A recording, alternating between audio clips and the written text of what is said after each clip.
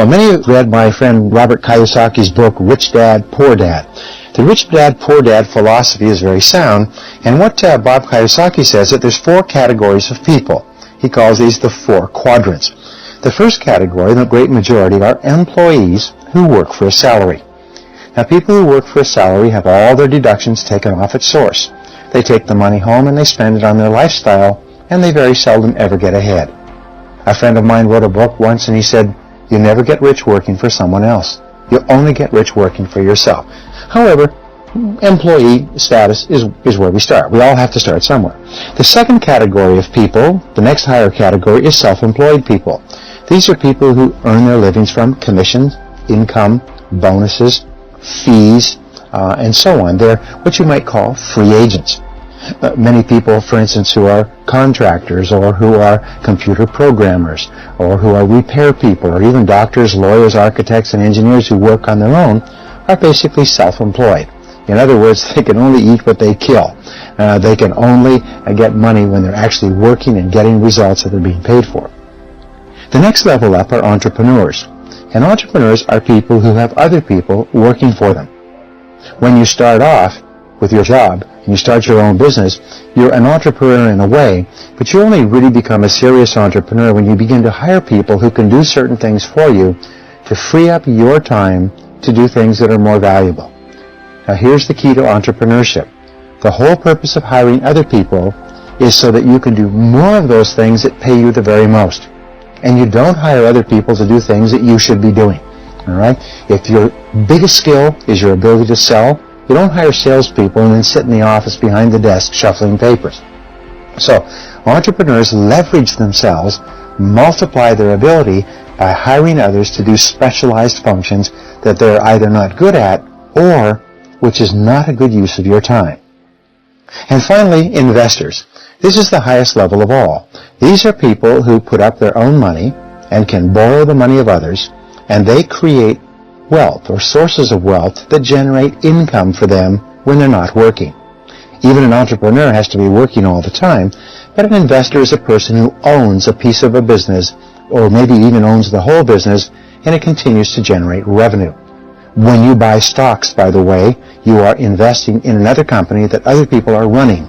And if they run the company well, you will make money from stocks and mutual fund investments. This is a form of investing. Your ultimate goal in life is to become an investor. However, you have to go through being an employee, being self-employed, and being an entrepreneur in order to generate the revenue necessary so that you can be an investor. Now, here's the best definition of wealth I've ever read, and it is, wealth is income from other sources. You're not wealthy if you make a good living. You're only wealthy if you make a good living when you're not working. If you have to work every day for your living, you may be well paid, and there's a lot of well-paid people who have so many debts and so much debt service and so many payments that they're only 2 months away from homelessness. So wealth means that you have money that is working for you, whether you work or not.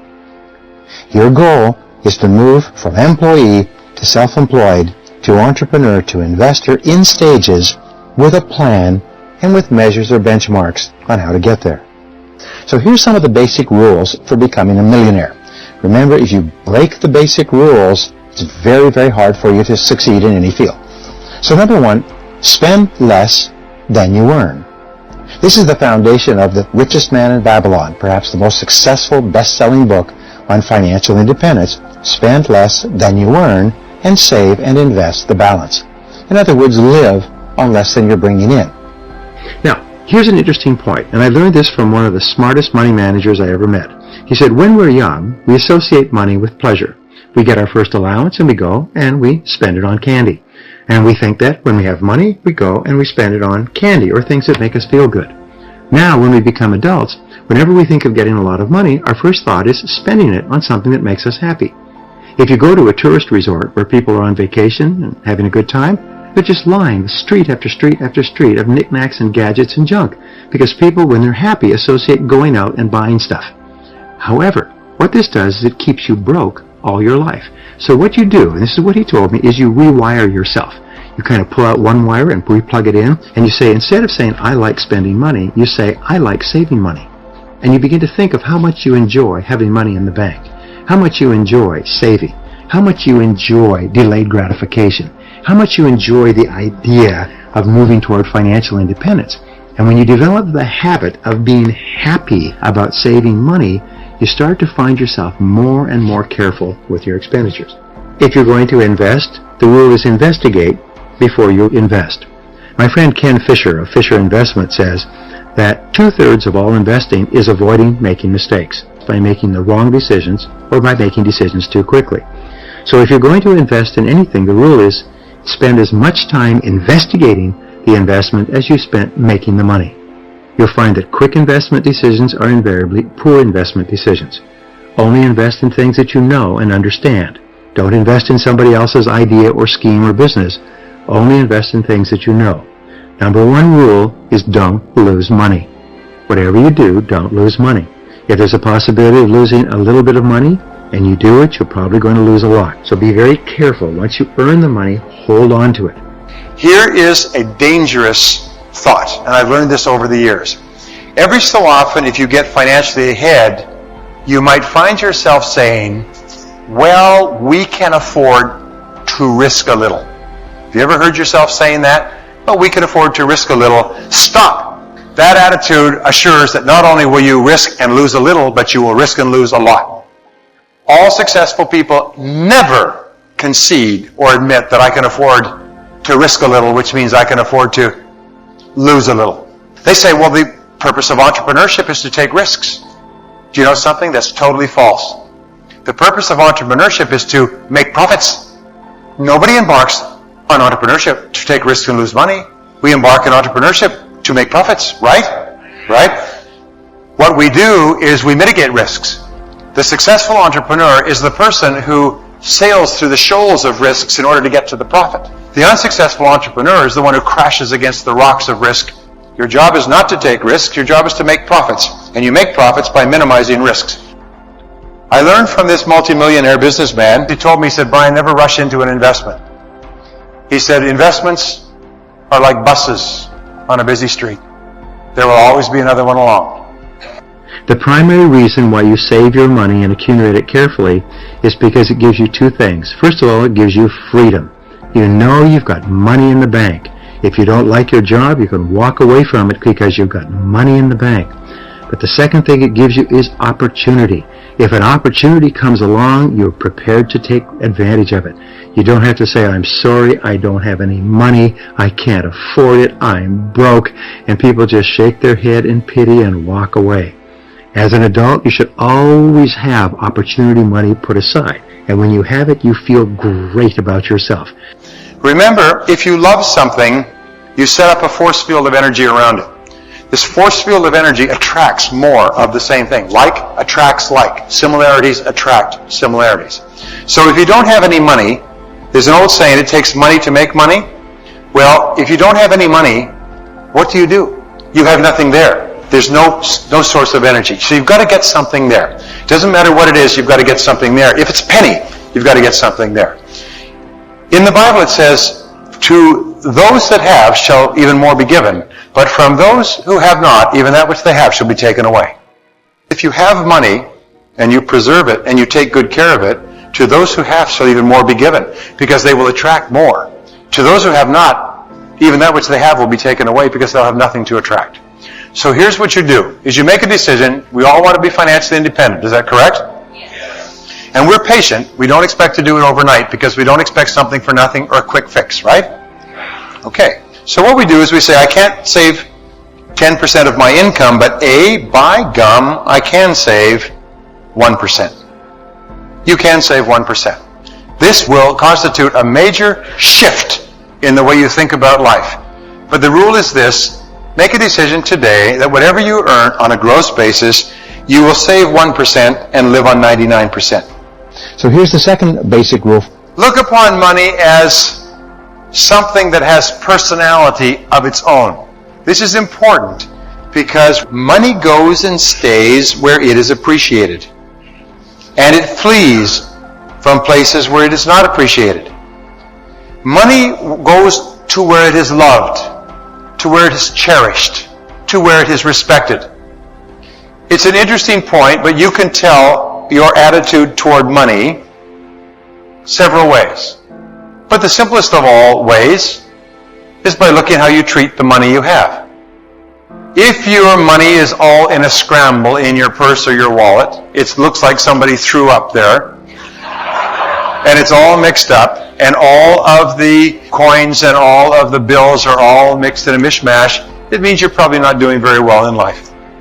If your checkbook is misbalanced or mixed up or mismatched, or you've got 2 or 3 different accounts here and there, you have no idea what's in them. If your financial life is in confusion, it means that you don't respect money. And if you don't respect money, money will come by and not stay long. So therefore, you'll find that people who are very respectful toward their money, they carefully work out their checkbooks and their bank accounts. Their money is all very carefully, neatly folded in their purse, wallet, or pocket. Their coins are stacked properly or put in jars, or even better, put into a coin sorting thing and put into the bank. People whose financial affairs are neat and in order are always people who have more money and attract more money than those who don't. And the starting point, by the way, and a lot of people are looking away from me when I say this, if you take a little notebook, like those little spiral-bound notebooks, and you just simply write down everything that you spend over the course of a week, it'll change your whole philosophy toward money. And then as you pay attention to this, begin to analyze it and look at it, you'll notice extraordinary patterns and you won't be happy.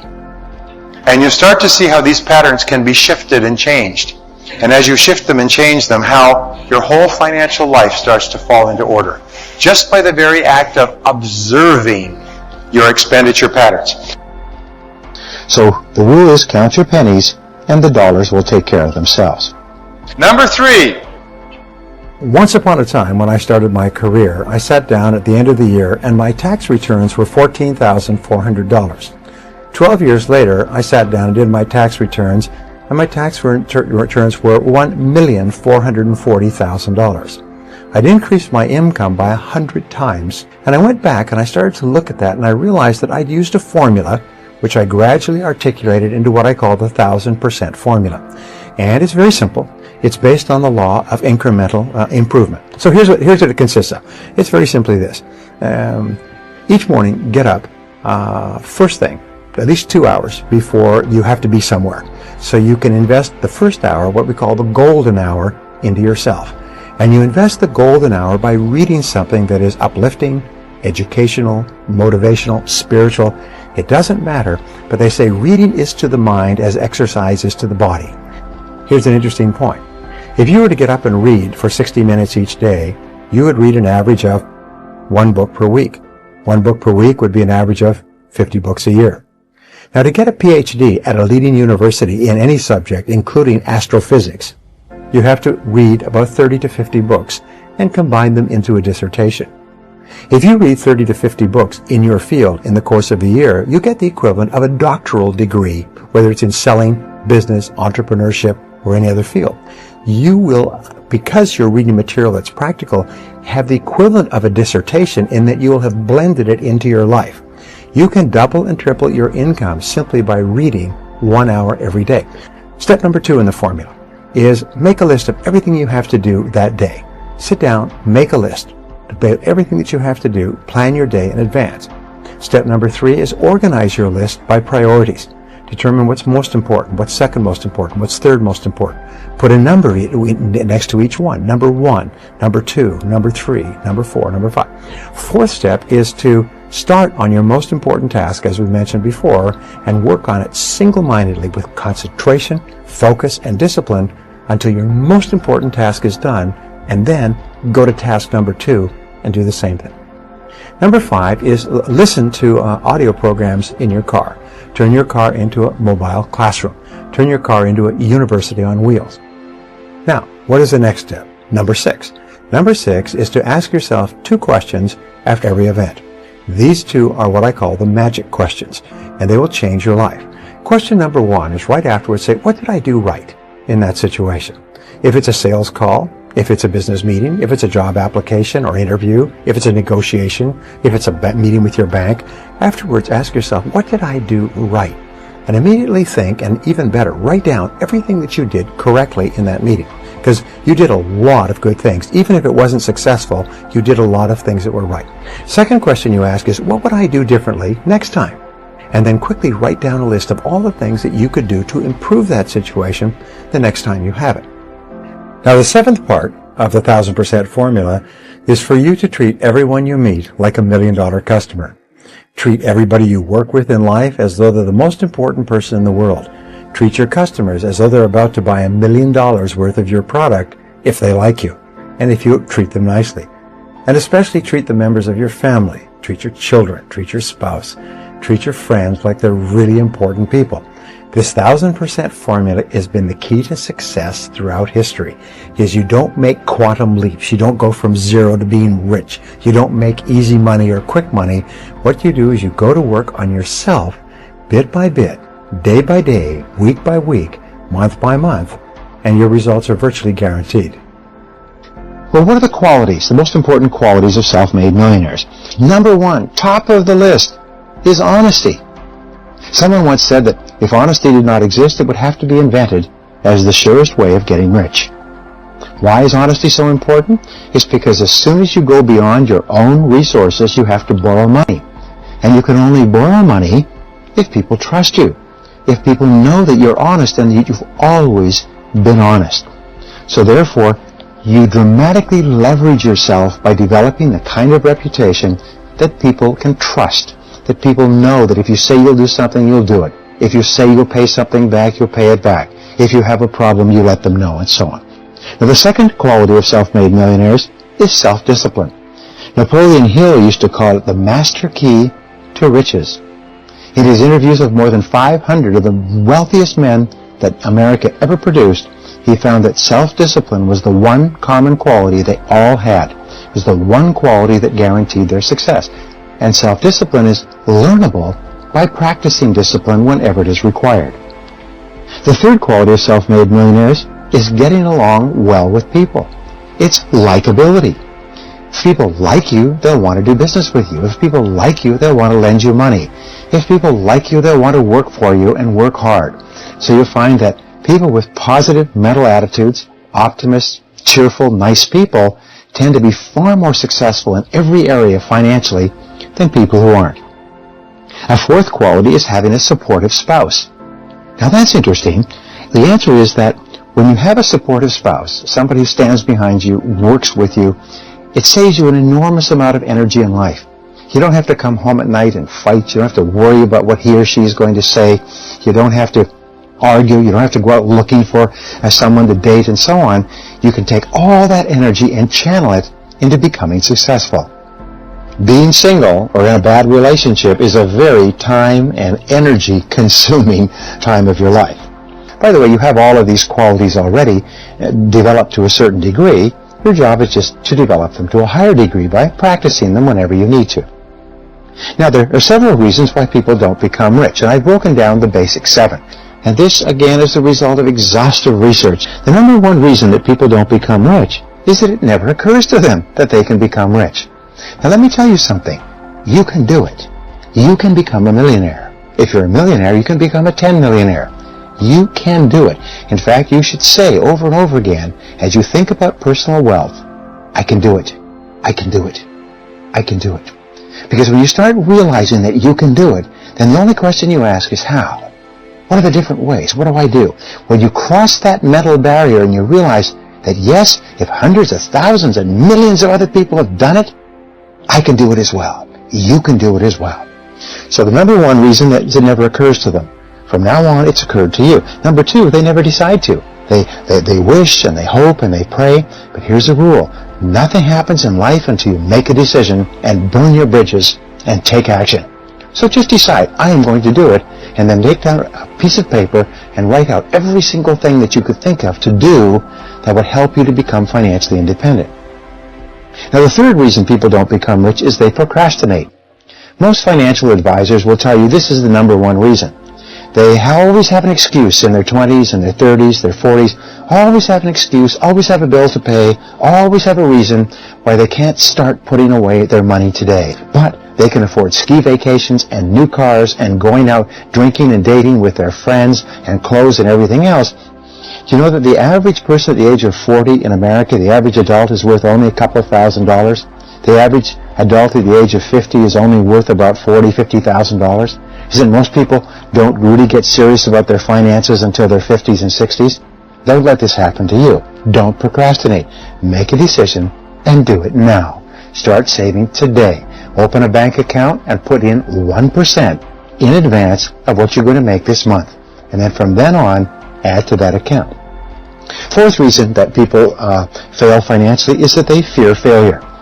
And fear of failure, as you know, is the greatest killer of all. It paralyzes you. It stops you from taking a chance, from investing your money, from taking a new job, from doing anything where there's a risk.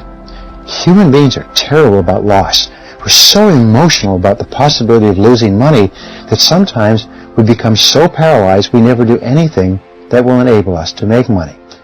Which is why it's so important that you start off slowly and you become more and more involved as you develop confidence. But whenever you say, I can do it, I can do it, I can do it, you actually reduce the fear of failure and you build up your confidence and courage. Now, number 5, they fear rejection. They fear rejection. They fear criticism. They don't want to start a new business because what if they don't succeed and everybody criticizes them? Or they don't want to start a second income business or get into a multi-level marketing business or network marketing. What if people make fun of them? Remember this, that what people think of you has no impact on you at all. It's only what you think of yourself and how you think about others. What they think about you means nothing. If everybody in the world thought that you were a complete idiot because you took a chance on a business opportunity, it doesn't affect you unless you allow it to affect you. So from now on, what you do is you please yourself. Okay, and the 6th reason that people don't become financially independent is lack of long-time perspective. All successful people have a long-time perspective. They think many years into the future, and they're willing to make sacrifices in the short term to enjoy far greater rewards in the long term. The 7th reason that people retire poor, and this is something that's so silly but so relevant, is that they lack essential knowledge. Now, it's the most amazing thing is they just don't know what to do. They don't read books on how to run a business. They don't study on how to become successful at selling. They don't study on how to negotiate or how to invest. They just act impulsively. They believe that, they went to school at one time and now their education is over. But you find that self-made millionaires are continuously learning, They never stop learning about their field. And sometimes the most important learning that you do is before you get started. I met 2 brothers who spent 18 months of intensive research, traveling all over the country, talking to people, reading books, taking notes, before they finally settled on a business to get into. And within 2 years, they were both millionaires. They were willing to do their homework. So do your homework. If you see somebody else succeeding or you see a field that lots of people are succeeding in, say, that's an interesting field. I'm going to study that field. Here's a mistake people make. They say, well, what if I do all the study in this field and it turns out that it's not a good field to go into? I've lost all my time. No, you nitwit. No good effort is ever lost. No effort of study that helps you become better is ever lost. It all accumulates and comes back to help you later on.